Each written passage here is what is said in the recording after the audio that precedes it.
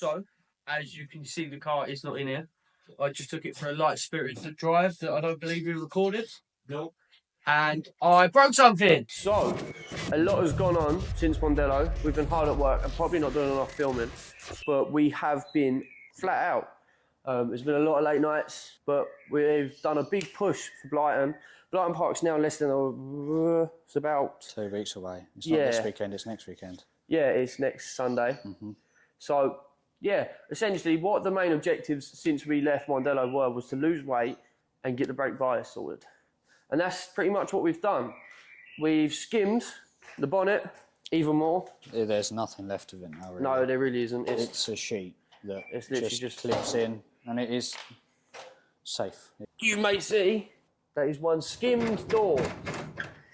To be honest, we're looking at a bit of a challenge because we had an Irish fella walk up to us at Mondello who was racing a C2, and he was trying to work out how much we weighed because he had such a trouble with his C2 getting it down to weight. And we sort of took that as a bit of a challenge. We have took it as a bit of a challenge. 900 kilo with me in it is obviously the limit. I think I'm still losing weight. I hope so. I'm not eating a lot. Yeah. This is what we've weighed so far. Right, that's a lot of metal. And we've still got a little bit to weigh there. And that puts us onto the brake lines. So we finally got brake bias. No more skiddy skids round corners, ripping the handbrake up with my foot. I must say, this is a beautiful job. It is a beautiful job. It was an absolute nightmare. Yeah, for multiple reasons. Right, this is Ted's, what would you say? Ted's fun facts. Ted's trivia. Yeah. There is a million different types of brake fittings. A literal million. And there's a million different types of flares. And if you don't get them all right, bad things happen. You get brake fluid everywhere and it stinks and it rips paint up. So I had the joy of that. Yeah, and imperial and metric. Imperial, metric, AN3. There's then every metric, different gauge. So there's all of that. Over there, you might have seen that we got the bias thing out of reach because we're not cheaters. Yeah, there's our valve. Way out of reach of the driver. Obviously, we're going to have that set pretty much closed to the back brakes where we have a beautiful T. And we've got some lovely braided lines here. Irish braided lines. Irish braided lines. That we picked up in Ireland. Yeah. And they go straight down to the calipers. Absolute perfect length. I can't believe we actually managed to sort that and get it right. That was a bit of luck, actually. New intake. Oh, yeah, we've got new location for the intake. And actually, a little sneak peek in what we are going to be doing, which we have been beautifully gifted. Not gifted, I paid for it. Beautifully paid for. Is this lovely aluminium homologated custom fuel tank with a pump and a filter, which is here, and it was actually designed for a Citroen Saxo. For those who don't know, the Saxo VTS and the C2 VTS is the same engine. It's a TU54JP something, I don't know, but they are the same engine, so this should work perfectly, and the pump should work perfectly. So, as you can see, the car is not in here. I just took it for a light spirited drive that I don't believe we recorded. No.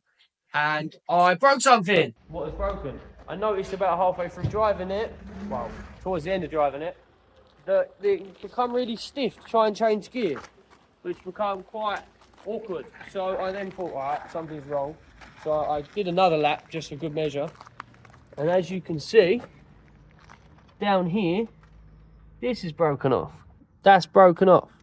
That should be connected to the top of the gearbox on a spinny thing, which makes the shifting easier. I've broken that foolishly. Well, to be fair, it's good that it broke now and not in Blyton, so it's a kind of a good thing, but also a bad thing. But something is broken. I have broken the car. It's buggered. You buggered. You've absolutely, well and truly, knackered it. Wait. Not good. Come with me. I will show you the way. Don't drop my phone. I won't. We're going to do a little drive along.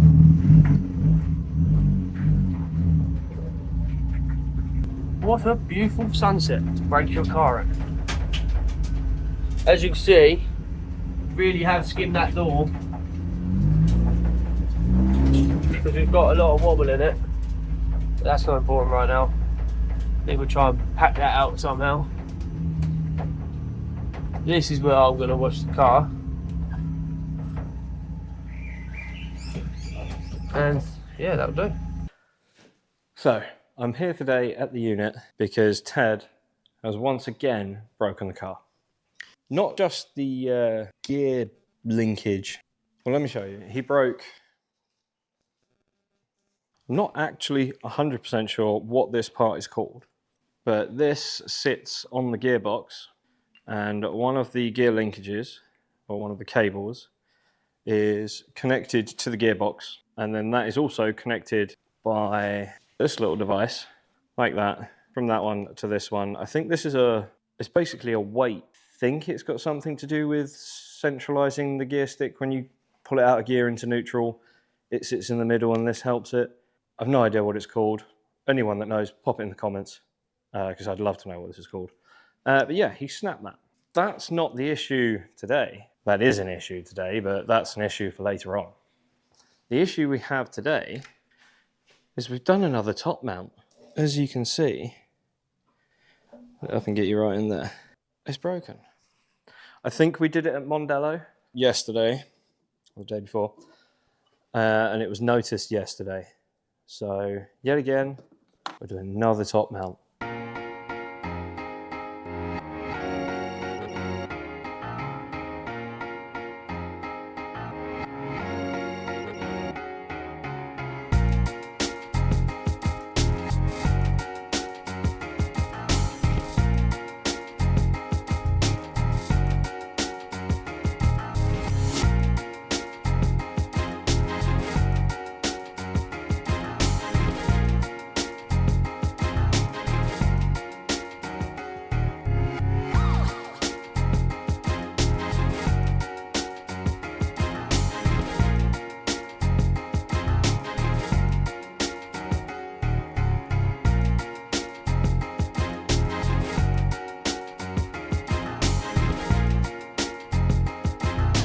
You hold these truths to be self-evident, that all men are created equal.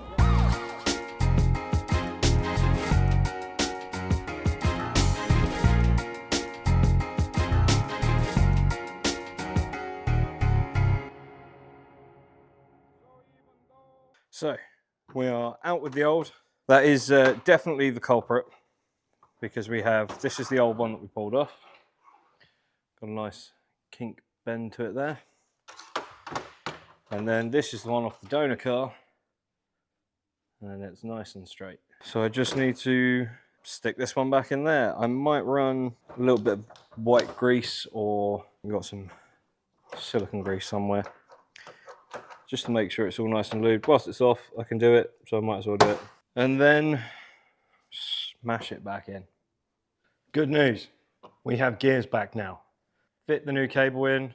I have removed this aftermarket piece from the bracket on the gearbox. And the gearbox, it feels fine. It's a little bit, not a tough spot, but it feels a bit iffy. It feels so much better than what it did.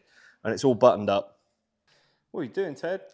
I'm masking up the front bumper because it is going to get a bit of a new lease of life, I suppose. It's looking quite tatty. We're going to paint it gloss black. I put some paint on it and I'm not massively happy. It's not looking great, which is really annoying. Don't touch it. Very nice. Beautiful job. Hello. Yeah, explain what you've done. I've done. I did an awful job of sanding that Danny's been trying to fix for the last hour or two. That's going to be gloss black, nice and good. That's going to be gloss black, nice and good. Wrap's going to be going on. I'm very excited for you guys to see that. It's going to be really, really cool. As well as that, this evening I've drained the gearbox oil and the engine oil and realised I don't have enough engine oil. Realised that thread's dripping on the sump. And mechanical people will know that's not good, but it's holding, so that should be fine. Then we'll have the suspension back on. And I think other than that, we're pretty much there. I don't know what I'm going to do with myself. I think I might have to go and break some more stuff. Please don't. But yes, other than that, we're all pretty much good to go. Things are going very smoothly and well. Are we doing another bleed?